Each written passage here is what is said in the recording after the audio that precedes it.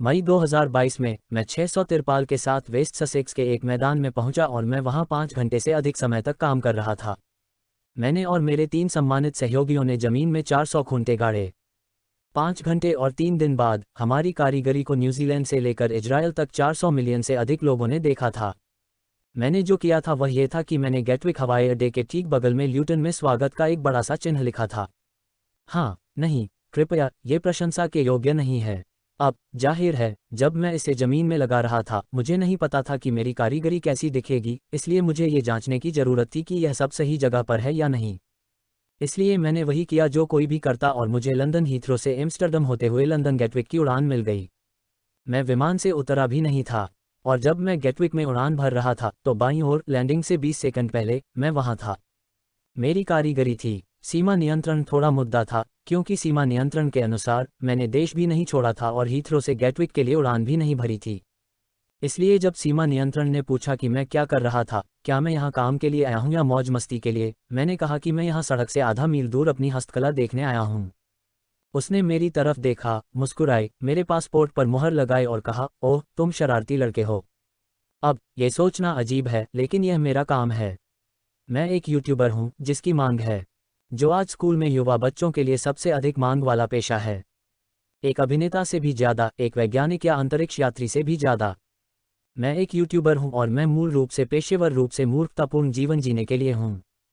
मैं तिरपाल आधारित वीडियो तक ही सीमित नहीं हूं। नहीं, नहीं। मैं अपने मुख्य घोषणापत्र के साथ 2020 में लंदन के मेयर के लिए दौड़ा। मुद्दा यह है कि मुझे वोट न दें। मैं 20 में से 19वें स्थान पर आया, जो उल्लेखनीय है। मैंने खाद्य आलोचकों को बिना बताए सड़क पर मारे गए जानवर भी परोसे।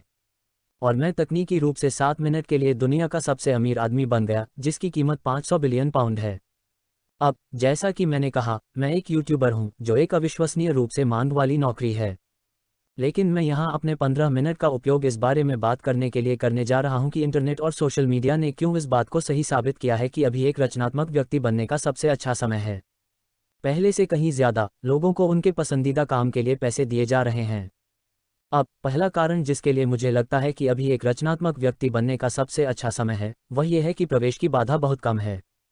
चलिए पुराने दिनों के बारे में बात करते हैं। ये हैम्बर्ग में 60 के दशक में बीटल्स है। अब बीटल्स ने हैम्बर्ग से रोम तक के नाइट क्लबों में हर रात 4 से 5 घंटे तक प्रदर्शन किया, वास्तव में अपने कौशल को निखारा। वहां उन्हें एक प्रबंधक मिला जिसने उनकी आंखें खोली, फिर रेडियो पर दर्शकों के शब्दों को बढ़ाया।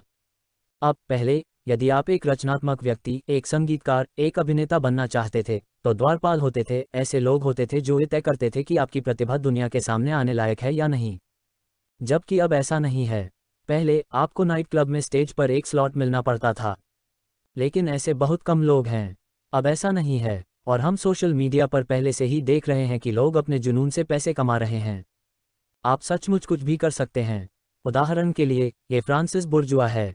मुझे यकीन है कि आप में से बहुत से लोग जानते होंगे कि वह कौन है। अगर आप नहीं जानते हैं, वह एक पेशेवर ट्रेन उत्साही है। उसे ट्रेनों को देखने और ये बताने के लिए पैसे मिलते हैं कि वह उनसे कितना प्यार करता है। दूसरा कारण जिसके कारण मुझे लगता है कि क्रिएटिव इंडस्ट्री में होने का इससे बेहतर समय कभी नहीं रहा है, वह यह है कि अब कोई भी वायरल हो सकता है। मेडिकल अर्थ में नहीं, मैं ऑनलाइन की बात कर रहा हूँ। और पहली बार जब मैं वायरल हुआ था वह 2019 में था। यह मैं मैक्सिमस बुखारेस्ट नामक एक नकली मॉडल के रूप में तैयार हुआ हूँ। मेरे एक दोस्त और मेरे विचार से लंदन फैशन वीक सड़क के ठीक नीचे हो रहा था। इसलिए हम प्राइमार्क गए। हमने मुझे सबसे मूर्खतापूर्ण चीज़ें पहनाई जो हमें मिल सकती थीं और मैं वैसा ही दिखने लगा। मुझे शो में आमंत्रित किया गया। मैं आफ्टर पार्टीज में शामिल हो गया। और हमने जो वीडियो बनाया था उसे 30 मिलियन व्यूज मिले, है ना? यह जैक वोल्सॉप के चैनल पर था। हम दोनों ही शुरुआत कर रहे थे। अब इसने मुझे अनुमति दी। ये वायरल हो गया और मुझे वह करने की अनुमति दी जो मुझे पसंद था, क्योंकि अचानक मेरे पास दर्शक थे। अब हम इस बारे में बात करने जा रहे हैं कि यह थंबनेल में क्यों वायरल हुआ, ये पहली बार में क्यों वायरल हुआ, और यह एल्गोरिथम के साथ करना है। हम एल्गोरिथम के बारे में बहुत सी बातें सुनते हैं। सभी एल्गोरिथम वीडियो से आहत होते हैं। एल्गोरिथम कुछ अमूर्त चीज़ लगती है जिसे हम देखते हैं। एल्गोरिथम काम नहीं कर रहा है। सबसे अच्छी चीज़ जो मैंने की वह थी एल्गोरिथम शब्द को लोगों में बदलना, क्योंकि ये प्लेटफॉर्म यूट्यूब, इंस्टाग्राम, टिकटॉक, जो भी हो, वे चाहते हैं कि लोग उनकी वेबसाइट पर रहें। इसलिए वे जो करते हैं वे प्रत्येक वीडियो का परीक्षण करते हैं, वे इसे कम संख्या में लोगों को देते हैं और वे चीजें देखते हैं। कितने लोगों ने इस पर क्लिक किया और कितने लोगों ने इसे देखा और उन्होंने इसे कितनी देर तक देखा। इसलिए उदाहरण के लिए इस वीडियो पर उन्होंने